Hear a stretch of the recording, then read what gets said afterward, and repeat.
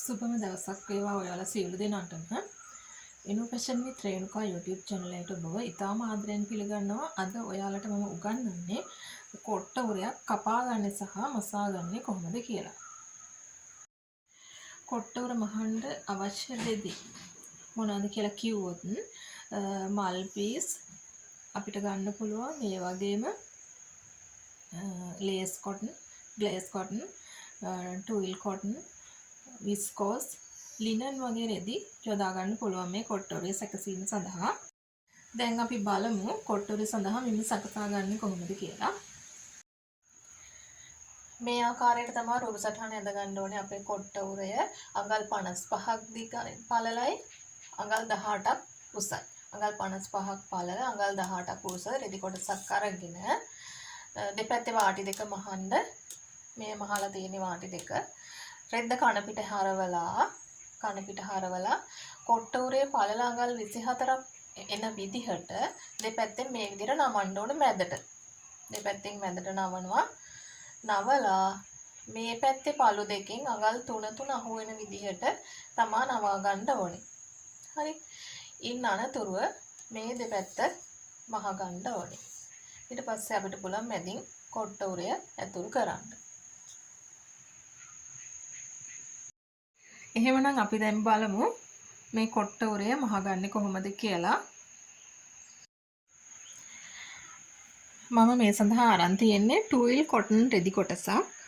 දෙපැත්තේ වාටි දෙක මේ ආකාරයට නමලා මහගෙන තියෙනවා. මේ පැත්තෙන් මෙහෙම නවන්න. මේ පැත්තෙන් මෙහෙම නවනවා. මෙතන ඉඳලා පරතරය මෙතන ඉඳලා පරතරය අඟල් 3ක් වගේ තමයි අපි ගන්නෙ. අඟල් 3ක් විතර මේ පළු දෙකෙන්ම ඇල්ලෙන්න ඕනේ.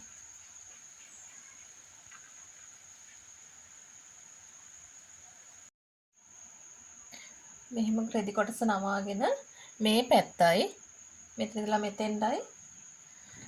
ඉඳලා මෙතෙන්ටයි දෙපැත්තේ වාටි දෙක මහ ගන්නවා. මේ මැද නවාගත්තු කොටස එහෙම යනවා නම් ඔයාලට පුළුවන් මේ විදිහට පින් දෙකක් ගහගෙන මහන්න. එතකොට දෙපැත්තම හරි ගානට අපිට අල්ල ගන්න පුළුවන්. මේ විදිහට පින් දෙකක් ගහගන්න දෙපැත්තෙන්. පින් 4ක් විතර.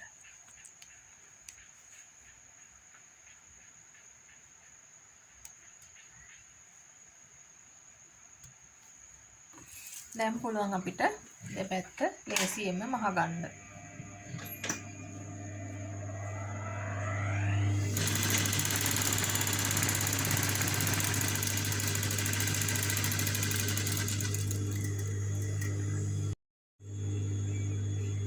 ඉතින් ගොඩක් අය අකමැති කොට්ටෝරේ කට මහ ගන්න. ඉතින් ඒ නිසා මේක හොඳ පිළියමක් වෙනවා. මොකද කට මහන්න අවශ්‍ය නැහැ මේ කොට්ටෝරේ. මං කොට්ටෝරේ දාලා සමහර කට මහන විදිහට ඒ ඩිසයින් එකට මහනවනේ. අන්න ඒ ක්‍රමයට මහනන තමයි මම කිව්වේ. මේ තියෙන්නේ මසා නිම කරගත් කොට්ටෝරය. බලන්න හරිම ලේසියෙන් දැන් මේක ඇතුළට අපිට කොට්ටෝරය ඇතුල් කරන්න පුළුවන්. කට මහන්න අවශ්‍ය වෙන්නේ නැහැ. ඉතින් මේ වගේ වැදගත් වීඩියෝ තවත් ඔයාලට නරඹන්න අවශ්‍ය නම් ඉනෝවේෂන් විත් රේණුකා YouTube channel එක subscribe කරන්න. ඒ වගේම කමෙන්ට් එකකුත් දාගෙන යන්න, like එකක් දාගෙන යන්න. බොහොම ස්තුතියි ඔබ සියලු දෙනාටම.